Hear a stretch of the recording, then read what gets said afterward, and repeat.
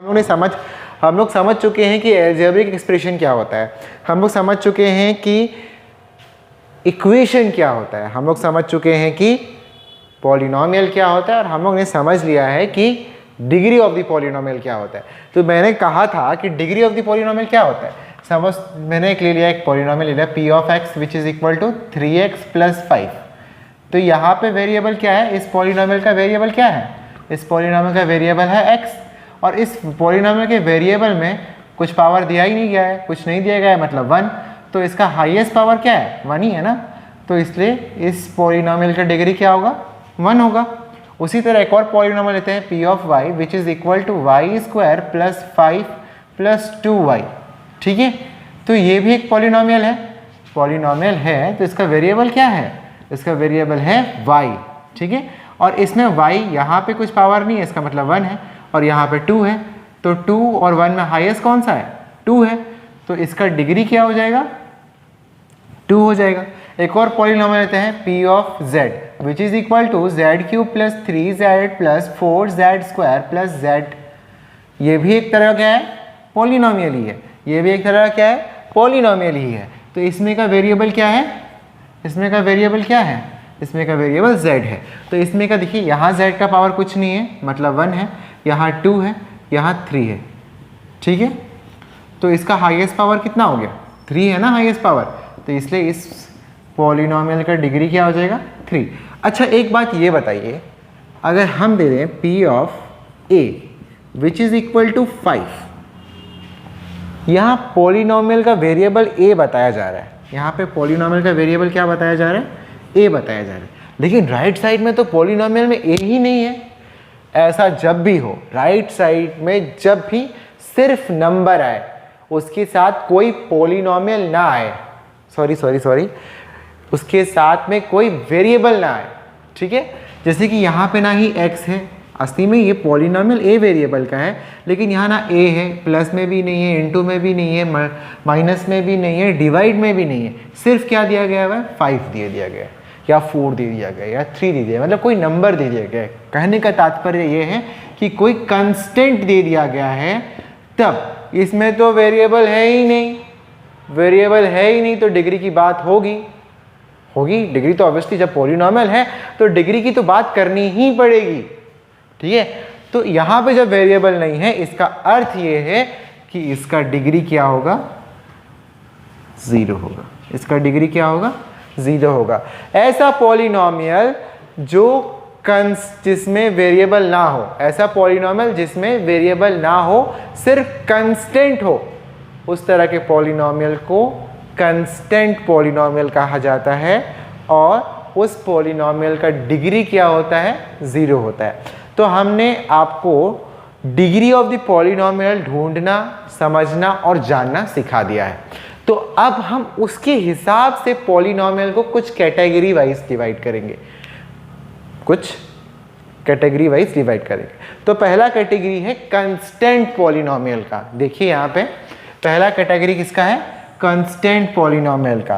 तो मैंने क्या कहा था, एक पॉलिनोमियल जिसका डिग्री 0 हो, ध्यान से देखिए, ऐसा पॉलिनोमियल जिसका डिग्री 0 हो, उस तरह के पॉलिनोमियल को हम लोग कैसा पॉलिनोमियल कहते हैं, कंस्टेंट पॉलिनोमियल कहते हैं। एग्जाम्पल के तौर पे आप इसे देख सकते हैं, p of a which is equal to 5, here यहाँ कोई वेरिएबल ही नहीं है, यहाँ वेरिएबल है ही नहीं, तो इसलिए इसका डिग्री 0 हो गया, और इसकी वजह से ये किस कैटेगरी में चला गया, कंस्टेंट पॉलिनोमियल कैटेगरी में।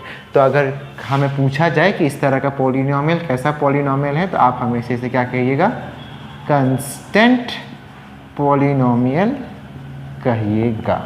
ठीक है, अगर आपको बोल दिया जाए, ऐसा पूछे, अगर जनरल वे में पूछा जाए कि आप फॉर्म बताइए कि कंस्टेंट पॉलिनोमियल का फॉर्म क्या है, तो आप लिखिएगा कि p ऑफ x, कोई वेरिएबल आप ले सकते हैं, which is equal to k की जगह में कोई भी नंबर हो सकता है। ठीक है, k is not a variable, k is a constant, k denotes the constant. Okay, मतलब वो नंबर को डिनोट कर रहा है। एग्जाम्पल के तौर में इसको हम p of a is equal to 5 लिखें, तो 5 की जगह में k रख सकते हैं, एक वेरिएबल है, ठीक है।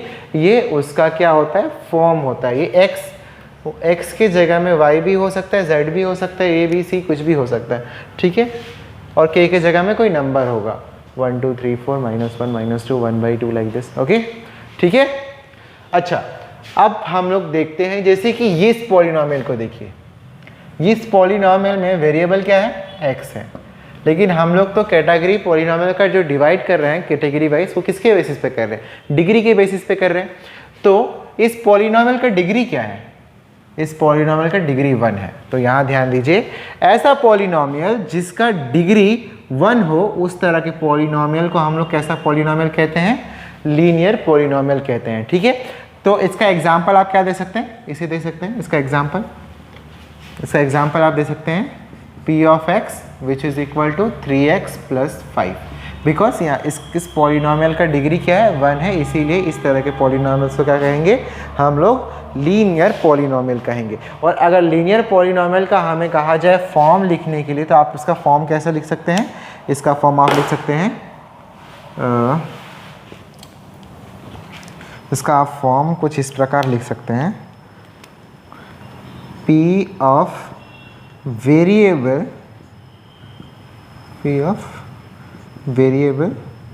which is equal to a of variable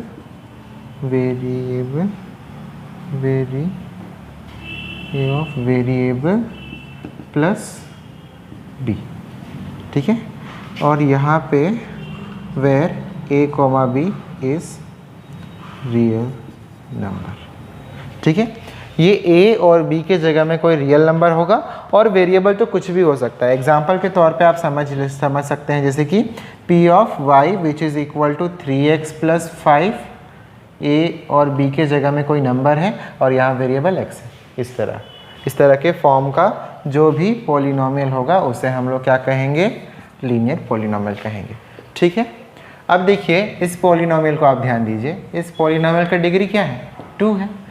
तो जिस पॉलिनोमियल का डिग्री 2 होगा, उस पॉलिनोमियल को हम कैसा पॉलिनोमियल कहेंगे, क्वाड्रेटिक पॉलिनोमियल कहेंगे। कैसा पॉलिनोमियल कहेंगे, क्वाड्रेटिक पॉलिनोमियल। तो क्वाड्रेटिक पॉलिनोमियल का फॉर्म कैसा होगा, p of variable is equal to a variable square plus b variable plus c, ठीक है। एग्जाम्पल के तौर पे आप समझिए, जैसे कि हम वेरिएबल y लेते हैं, तो a² plus b plus c, a b और c के जगह में कोई भी रियल नंबर हो सकता है, ठीक है। आशा कर रहा हूँ आप लोगों को समझ में आ रहा होगा, ठीक है। अब तीसरा देखिए, ये पॉलिनोमियल में हाईएस्ट डिग्री कितना है, इस पॉलिनोमियल का हाईएस्ट डिग्री है 3। तो जिस पॉलिनोमियल का डिग्री 3 होगा, उस पॉलिनोमियल को हम लोग कैसा पॉलिनोमियल कहेंगे, क्यूबिक पॉलिनोमियल कहेंगे। कैसा पॉलिनोमियल कहेंगे, क्यूबिक पॉलिनोमियल कहेंगे। तो क्यूबिक पॉलिनोमियल का फॉर्म कैसा होगा, p of variable is equal to a variable cube plus b variable square plus c variable plus d। Example के तौर पे अगर वेरिएबल x ले रहे हैं, p ऑफ x, तो क्या हो जाएगा, ax³ plus bx² plus cx plus d, ठीक है। आशा करता हूँ आप लोगों को समझ में आया होगा, ठीक है, कि कितने तरह के पॉलिनोमियल होते हैं, ठीक है। तो आशा करता हूँ आप लोगों को मेरा वीडियो अच्छा लगा होगा और आप लोगों को ये समझ में आ गया होगा कि अलजेब्रिक एक्सप्रेशन क्या होता है, इक्वेशन क्या होता है, पॉलिनोमियल क्या होता है, डिग्री ऑफ द पॉलिनोमियल क्या होता है, और कितने तरह के पॉलिनोमियल होते हैं। अगर आप लोगों को हमारा वीडियो अच्छा लग रहा होगा तो please like the video and subscribe the channel. इसी तरह के वीडियो के लिए हमारे चैनल के साथ, सवेरा एकेडमी के साथ जुड़े रहिए। Thank you so much.